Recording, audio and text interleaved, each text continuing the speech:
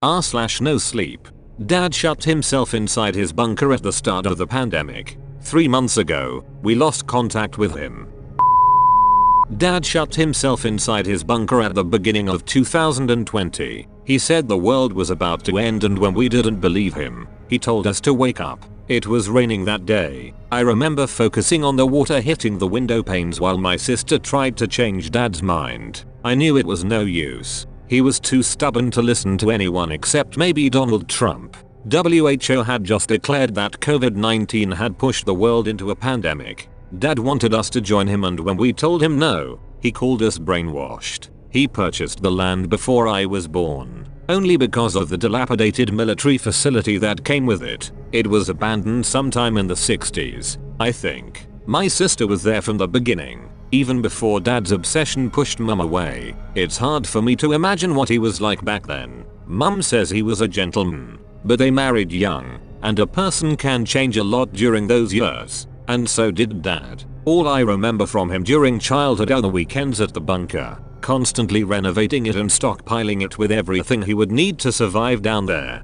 We couldn't stop him. He wasn't the best dad, not even a good one, but it was sad to see him go all the same. He was excited, even though he thought that civilization was about to collapse. I guess that happens when you've spent your entire adult life preparing. We had to set up an old radio to keep in touch with him. He didn't trust mobile phones. We didn't hear from him often, just once a month, sometimes less. The last time he radioed in, he said he had found a hidden door. He was going to see where it went. That was 3 months ago. You think he's okay? My sister said. He wasn't in great health. I told him. We sat in the car, on our way to check up on him, driving through the heat wave. His radio might have broken down. I said, let's not assume the worst. But I felt worried too. There was something strange about that hidden door, and his tone when he mentioned it. It didn't sit right with me, but maybe it was just the heat and the endless desert around us that played tricks on my mind. I couldn't really tell. It was dark when we arrived. Dad's truck stood where he had left it, beneath some tarp that blew in the chilly, sand-carrying wind. We turned on our flashlights and walked to the cliff above the bunker. The steel door was made to withstand a nuclear blast. Luckily, I owned the only spare key in existence. Before I used it, I banged on the door as hard as I could and yelled for Dad. I worried he would mistake us for intruders and shoot us if he was confused, and if it was dark, it was a real possibility. I banged again and yelled at the top of my lungs, Dad, are you there? It's me, Josh. Evelyn is here as well. I don't think he can hear you, Evelyn said. I nodded. Dad, I'm going to open the door now. I was 17 the last time I was here. Back then it was the Muslims that were going to end civilization as we knew it. Before that, it was the Russians. Now it was China. There was always something threatening his beloved freedom, and yet he was never truly free. My sister put her hand on my wrist just as I was about to unlock the door. You know, she said, maybe we should just call the authorities after all. And no, I said. He'll fight them. I unlocked the heavy door. A rancid smell escaped the darkness inside. It was the odor of death. I recognized it from when Dad tried, and ultimately failed, to learn how to hunt and let a reindeer carcass rot on the property for weeks. My sister had already stopped visiting him by then. I didn't tell her what the smell reminded me of. She covered her nose with her shirt. We descended the spiral stairs. It creaked for each step we took, almost as if it was about to fall apart. I tried the light switch at the bottom. The click echoed throughout the long corridor leading to the living area. Nothing happened.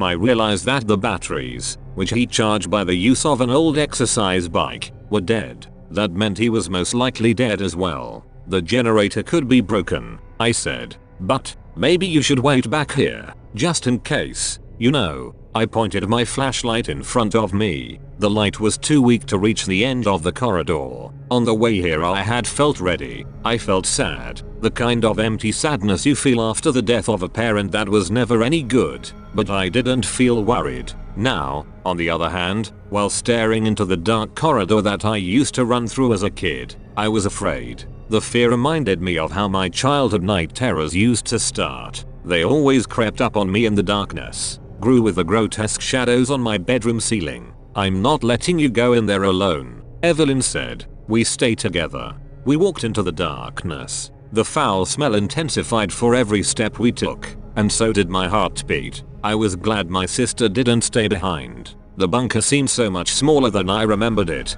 much more cramped. The asymmetry between my memories and reality made everything feel off somehow, just as if the bunker was merely a model of the real thing. But it wasn't. I had just grown up. The Confederate flag greeted us at the end of the corridor. It hung on the concrete wall. It looked pale in the hot spot of the flashlight, almost like a phantom. And, of course, in many ways it was a ghost from a time long ago, or perhaps a corpse brought back to life, an abomination. It reminded me of Dad more than anything else. You have to be seriously confused to praise freedom as much as Dad and hang that symbol of lesser freedom in the world on your wall, Evelyn said. He wanted to protect his freedom so much that he built a prison for himself. I removed the light from the flag, leaving only darkness. You bet he was confused. We entered the main chamber. It was overfilled with litter and clutter. Empty cans, both the food and beer kinds, lay scattered across the sticky floor. We had to take large steps not to step on any of the trash. That's weird. Evelyn pointed her flashlight at the small dining table. Look, my hair stood up on my neck before I even realized what she meant. The table was set for 3 people. I didn't say anything for a moment, trying to process what I was seeing. And just when I was about to speak, my sister interrupted me. Who the fuck was here with him? We don't know, I began. I mean, he might have left the old plates on the table and a sound of something falling to the ground came from one of the other rooms further into the bunker. I pointed my light in its direction but couldn't see what made it. Dad, I yelled. It's me, Josh. You there? No response. I'm afraid, Evelyn whispered. Something isn't right. I only vaguely heard what she said. My focus was on something else. Something on the wall on the other end of the room. That's not supposed to be there. I slowly walked toward it. That must have been what he talked about over the radio. Dad had hacked away a layer of concrete, for whatever reason, and uncovered a rusty metal door behind it. It stood ajar. A lukewarm, musty breeze came out of it. My sister walked up to me as I carefully pried the door open with the back of my flashlight. I felt my heart in my throat. I could hear my sister begging for us to leave, almost in tears. But I needed to know what was behind that door. It was imperative to understand what had happened here. I needed to know. I needed closure. What in heaven's name? Evelyn looked over my shoulder. Why is this here? Behind the door was a room about the size of a broom cupboard. It was unremarkable except for a circular hole in the middle of the floor. I shone my light into it, but I couldn't see the bottom.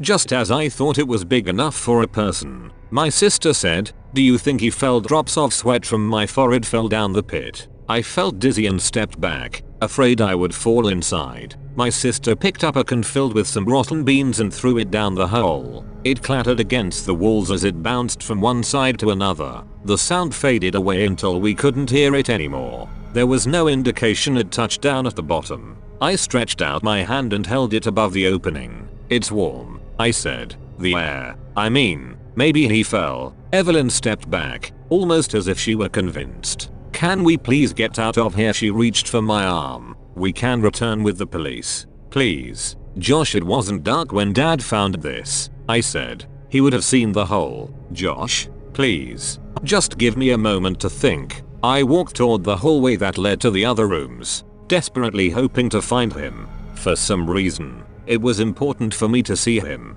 to be able to leave without wondering. I needed to know that he was truly dead. I stopped myself after I accidentally pointed the flashlight on the floor in the middle of the hallway, revealing a pair of feet. "I think I found him." I ran up to the body. "Wait!" Evelyn yelled and reluctantly followed me to avoid being left alone. It wasn't Dad. I screamed upon the realization. My mind couldn't comprehend what I had just seen. I spun around and tried to run away, completely acting on instinct, and crashed into my sister. She grabbed me, kept me still, and as she looked behind me, down at the dead body on the floor, she began to cry while her hands trembled uncontrollably against my shoulders. "Oh my God," she said. How is it possible? It's you. Let's get the fuck out of here." I said. "Move." There was nothing that could explain this, and the more my mind tried to, moving in an endless loop doing so, the dread grew inside me. I only got a glimpse of the body before I panicked, but my sister was right. The half-rotten face was the same as mine, with a bullet hole in the middle of the forehead. We stumbled our way through the living area, tipping over chairs and kicking cans all over the place. And just as we were about to get out of the mess, a familiar voice echoed through the hallway we had just escaped. Josh, it was Dad. We both stopped in our tracks. Is that you? Josh, Dad, I yelled back. What the fuck is going on here? Don't worry, it sounded like he was at the other end of the bunker, possibly inside the storeroom. I killed the son of a bitch. Put a bullet right between his eyes. Come out from there, I yelled. We have to leave. It's not safe here. Silence. Something is wrong, Evelyn said. I don't think, Dad, I yelled. Come out. I can't move, Dad said. I'm stuck under a shelf. I'll need your help, son. I turned to my sister. Go back up. I'll get that old bastard out of there. We'll be right behind you. Okay, think. Josh, Evelyn begged. You think he's been stuck under a shelf? Or I should have listened. But even after what we had just seen, I just couldn't bring myself to even consider something as outlandish as what my sister was suggesting. It was simply too far-fetched, too unbelievable to penetrate all my layers of presumptions about reality. It couldn't be. It just couldn't. Hence, I ran back to the hallway, yelling for my sister to get back up to the surface and wait for us there. I'm coming, Dad. I only slowed down to carefully step over the corpse that bore my face. Perhaps, I thought, it was just a coincidence. A burglar that just happened to look like me. After all, the face had begun to rot. It wasn't obviously me. I felt stupid, and I almost convinced myself that it was just my childhood fear of the dark coming back to life down here. And then, just as I was about to walk past the small composting toilet that stood inside a small room at the end of the hallway, I stopped. Shivers spread across my entire body, paralyzing me. Dad sat on the toilet. His gun still hung from his trigger finger and his brain was splattered across the wall behind him. He had his journal in his lap, covered in blood. Josh, Dad yelled from the darkness. Help me. I was frozen in place, both by fear and confusion, unable to make any decisions. Come on, Josh, Dad kept yelling. I need your help, son. My mind was racing. There was no way of knowing who was who when I heard Dad's voice yelling for help while watching his dead body. Nothing but absolute terror reverberated inside me. I slowly reached for the journal in Dad's lap and grabbed it, hoping it would shed some light on the situation. I was just about to open it when my sister screamed. I ran back, this time jumping over my doppelganger's body, and found her looking at something at the corner of the main chamber. I told you to, I said, but changed my mind. Are you okay? What happened? She cried. It's me. Crawled up in the corner was her naked, dead body. Her head had been twisted in such a way that the neck had been broken. There's something seriously wicked going on here, I said. Dad shot himself in the head a long time ago by the looks of it, and yet he keeps yelling for help. Let's get back to the car, now. We drove away from the bunker as fast as we could, leaving whatever was still alive down there yelling for help.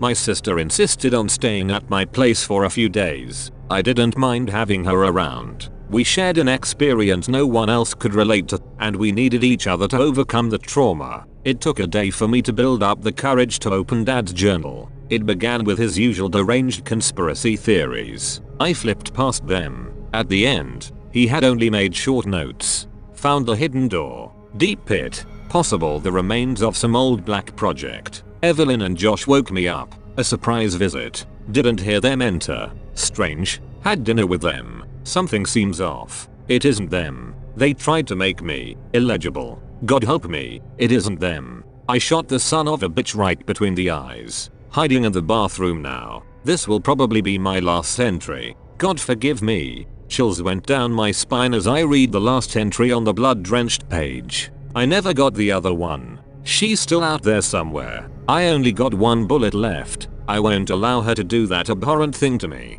Forgive me. My sister has been cooking for hours. She just called for me from the kitchen. Josh, come here. I want to show you something. Thanks for watching. If you enjoyed the video, hit like and subscribe for more Reddit content.